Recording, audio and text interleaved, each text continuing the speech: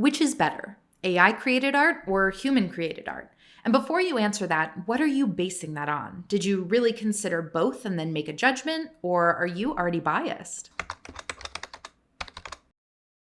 In a recent study titled Humans versus AI, Whether and Why We Prefer Human-Created Compared to AI-Created Artwork, researchers showed participants art labeled either human-created or AI-created, and then asked them to judge it on a scale of 1 to 5 in categories of liking, beauty, profundity, and worth. They shared all the stimuli they used, so here's an example. First, a human-created piece of art. Consider on a scale of 1 to 5, how much do you like this image? How beautiful is this image? How profound is this image? And how much would this image be worth? And now, an AI-created piece of art. Same questions. How much do you like this image? How beautiful is this image? How profound is this image? And how much would this image be worth? Now here's the twist. They're both AI art. The labels of human-created or AI-created were randomly assigned, but all the stimuli used in this study was AI-generated. And what they found is that people were biased against the AI-created label. They rated the same art as more likable, more beautiful, more profound, and more valuable when it had the human-created label. The way that something is made, even when we can't tell, matters to us. Let's consider the Mona Lisa, often described as the most known and most loved painting in the world. It is the most valuable painting in the world. In 1962, it was insured for $100 million, which is worth around $1 billion today. It's an often copied painting, which isn't surprising. Artists have been reproducing Renaissance art for hundreds of years to practice their skills. But even if these reproductions are painted in technically the same way as the original, we value them a lot less than the original Mona Lisa. The Prado Mona Lisa is one of these copies, and for decades it was considered to be a relatively unimportant copy. Nobody has ever attempted a full restoration of the original Mona Lisa. It's far too valuable for that, but on a reproduction?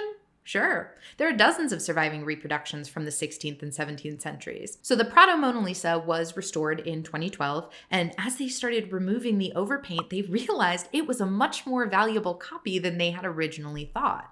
It was revealed to be from Leonardo da Vinci's workshop, and they believed that it was painted simultaneously next to the original, which makes it the oldest known copy and gives it a significant amount of historical value. Since it was painted side by side, it can give us insights into things like what did the colors of the Mona Lisa look like when it was painted. It's still not worth quite what the original Mona Lisa is, but it's worth significantly more than other reproductions. Because we, as humans, we don't really value forgeries. Just like with the AI art. We can't always tell the difference between an original and a copy, but we have inherent values and biases and preferences, and preferring originals is one of those things. We may think that a forgery is just as beautiful as an original. It may successfully trick us, but studies show that as soon as we learn it's not an original, we devalue it. The museum in Animal Crossing is actually the same way, and Red and I have a lot of beef over this exact debate. Why would you sell me a fake painting, Jolly Red? Anyway. A 2012 study by Newman and Bloom provided participants examples of art that they labeled as either originals or forgeries,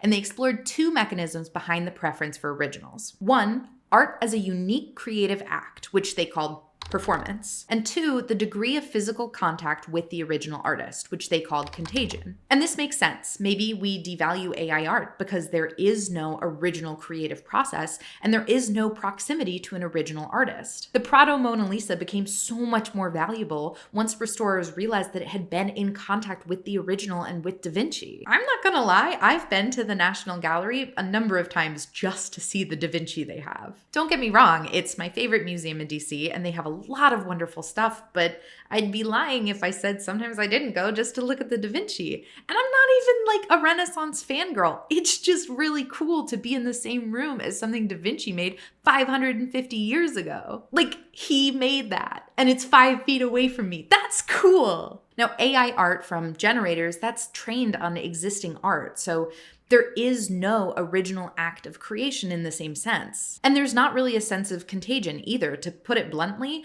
I simply don't care about the code that generated those images in the same way I care about Leonardo da Vinci as a historical figure. This anti-AI bias, it persists across a number of different creative endeavors, likely for many of the same reasons. In a 2023 study, participants reported liking music less when they were told it was written by AI. In another 2023 study, they found found that the label of AI created on first-person poetry made people like it a lot less, though interestingly, in that study, they didn't find the same effect for descriptive short stories. They theorized that there might be something about poetry that we want to be more human. Though another study on AI-generated text found that while people couldn't always accurately discern which was AI-generated text and which was human-generated text, they found that when people categorized something as AI, when they thought it was AI written, whether it was or not, they reported liking it a lot less. And those researchers believe that those judgments were based on people's inherent feelings about AI. So, is this bias something we can get past?